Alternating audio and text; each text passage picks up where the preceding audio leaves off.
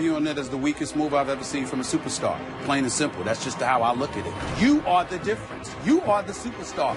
And you depart for the team that beat you, that's the two-time reigning defending Western Conference champions. You're jumping on a bandwagon as far as I'm concerned. Stephen A. Smith joins us now on SportsCenter. Stephen A., that was you right after Kevin Durant's decision. A lot of folks disagreeing with you.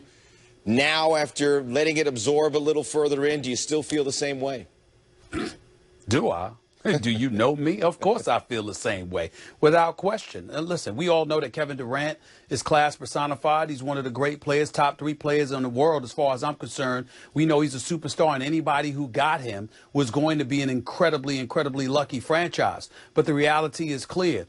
The Oklahoma City Thunder are a championship caliber team. They're championship contenders, particularly with their resident superstar at the time in Kevin Durant leading the way. You're up 3-1. Not once, not twice, but 3 separate occasions. You were 48 minutes away from dethroning the reigning defending NBA champions at the time, which were the Golden State Warriors. You failed to do so. You were one of like 8 or 9 teams in NBA history to forfeit a 3-1 lead in the conference finals. But that's what you ended up doing, with you leading the way and arguably being the cause of that demise based on your performance in Game 6. And then you turn around, and not only do you decide to depart, but you depart for Golden State. I just consider that a relatively weak move. If you go to get San Antonio, well, you beat them. You went to the Eastern Conference. Okay, we understand that. You go home to Washington, D.C. to play for your former coach, Scott Brooks, who parlayed his relationship with you into making the Wizards believe that he was worthy of $7 million a year because he could possibly get you to the nation's capital. You decide to do something like that, it would have made sense. But to depart Oklahoma City for the team specifically who knocked you off and prevented you from going to the NBA Finals, I just happen to believe, with all due respect, it's the weakest move I've ever seen by a superstar in the NBA. Stephen A., the best team in the West just got the best player from their closest pursuer. Now Westgate has set the over-under for the Warriors' wins next season at 68.5. Are you taking the over or the under, and why?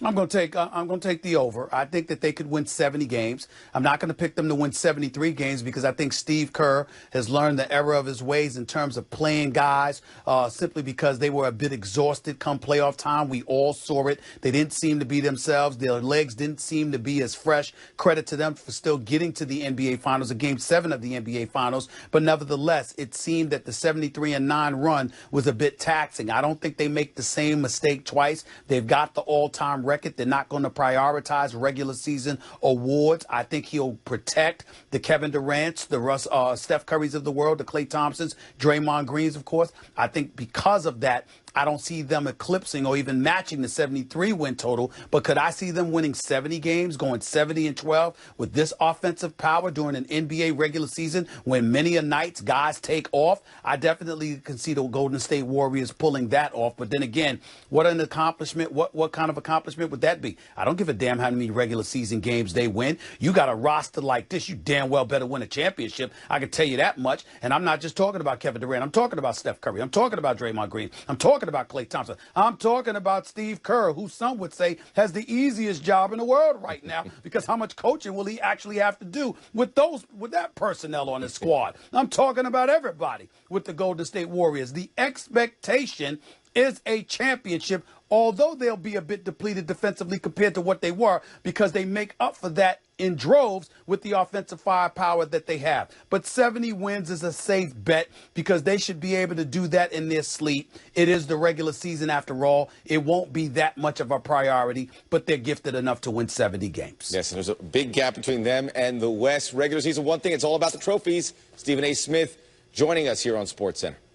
This one person who wasn't a fan of the NBA super teams, of which he's now a member, Kevin Durant, about 6 years ago on the LeBron infamous decision. Now everybody want to play for the Heat and the Lakers. Let's go back to being competitive and going at these people. And how about that? The fireworks many of you saw today or this weekend pale in comparison to the man who always brings it, our Stephen A. Smith. Let's start at the top there. That tweet I just mentioned from about a half decade ago that KD put out. We should mention he was 21 when he did that. Give me your reaction to that, sir. Well, first of all, I have no reaction to that, really. He was 21 years of age at the time. It was 6 years ago. He's perfectly entitled to change his mind. I don't feel the same way I felt about certain things 6 months ago, let alone 6 years ago. So I don't think that's the thing that should be held against Kevin Durant at all. I think that's fool's gold. I think that's people looking for something to hate on him about. So I certainly wouldn't go that far. But I do I don't want to say regret it because it's not my move, but I definitely feel like it was a weak move on his part. I think it's the weakest move we've ever seen by a superstar in the NBA. Wow. I've been on the phone talking to numerous confidants, members of NBA teams affiliated with them around the league, owners, players, executives, etc. Half of them disagree with me. The other half disagree with me. I really don't give a damn who agrees or disagrees with me. I stand by what I said. It was a weak move on the part of Kevin Durant, not because he's leaving OKC. He's given them 9 years. He's been a superstar. He's one of the top 3 players in the world. We all get that from a marketing perspective.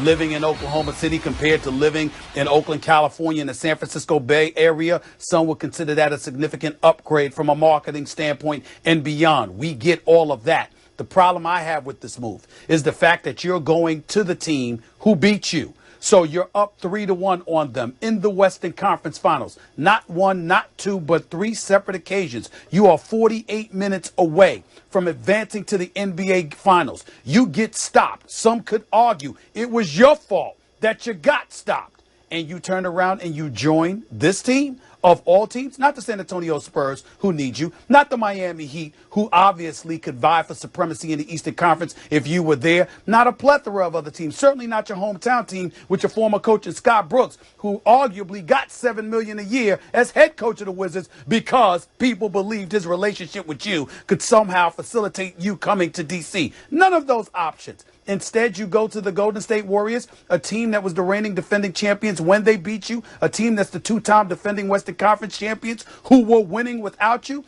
If anything is the epitome of literally jumping on the bandwagon, this would qualify. That's my only problem with this move, but I think it's a profound issue that needs to be spoken about. Indeed. Paul Pierce tweeted, if you can't beat him, join him. And I think to some degree that's what Stephen A. is saying, sir. So it's exactly what I said. Yeah, it's exactly what you said. And that's what Pierce tweeted it out there, and it's been circulating quite a bit. All right, so they lose Kevin Durant. They had to kind of deal James Harden to have the flexibility to one day keep Durant and Westbrook long term. And now next year, they could lose Russell Westbrook if he opts to go. Can you imagine an exodus of this proportion, Stephen A., with this level of talent? Well, of course you can, because obviously if you're located in Oklahoma City, those are some fantastic fans. They're great people. They support their franchise. But in terms of being young in your 20s, in the case of Kevin Durant, 27, are there other options that may be more attractive to you or your inner circle that includes business manager, family members, representation like Rock Nation? Of course there are more viable options. Clearly from a business perspective, when you consider the upside that exists in Golden State with Joe Lacob as the owner, building new facilities, a new arena in the San Francisco Bay Area, having a resident 2-time league MVP and a superstar in Steph Curry to go along with Klay Thompson and a Draymond Green, it is a clear upgrade. Nobody can knock Golden State for doing it. Nobody can knock Kevin Durant from essentially picking that team. The problem where it comes in is that specific team is who beat you. They waxed you. They took you out after you were up 3-1 on them. And so again, they're winning without you. You're on a contender. If you stink and you decide to go to them, it makes more sense. But a legitimate argument can be made that the Oklahoma City Thunder aren't sitting here as Western Conference Finals at the very least, and quite possibly NBA champions. They're not sitting there as this today because Kevin Durant didn't show up in Game 6 the way he was supposed to on his home floor in Oklahoma City. So knowing all of that as a backdrop and then to turn around and to join that team, it is very, very weak. Now, there's not a lot of things to say negative about Kevin Durant. Great ambassador, great person, and phenomenal human being, plays basketball the way it's supposed to be played, one of the top 3 talents in the world. I'm only talking about this move. This move is the weakest move I've ever seen by a superstar, period. Wow. Wow. All right, before I let you go, to use your parlance and verbiage, does this aligning of the superstars, which we've now seen for the last handful of years with a number of teams, peaking with KD today for this new core four. Does this make the league stronger or weaker?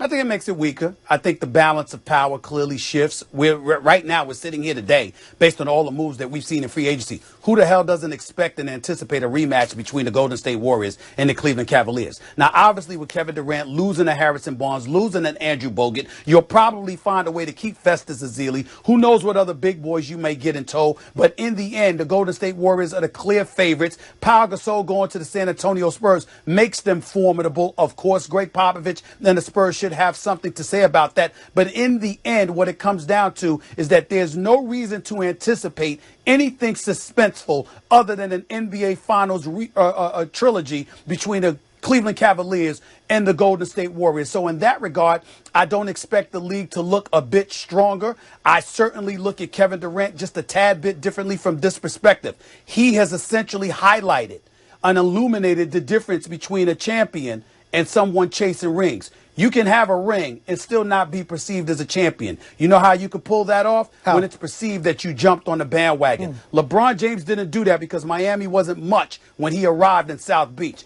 The Golden State Warriors were winning without Kevin Durant. He's jumping on the bandwagon. Some people are going to look at that, and I can't say that I blame them. This just looks that weak to me. Indeed, that's a pretty good comparison when you take a look at what was there when LeBron arrived and what was there when KD will arrive. Safe to say there'll be no problem filling out the First Take Rundown this week. You guys got a lot to talk about. Stephen A., thanks, man. I'm on vacation, bro. I'm just doing this for you guys. Always appreciated. The great Stephen A. Smith weighing in on his thoughts.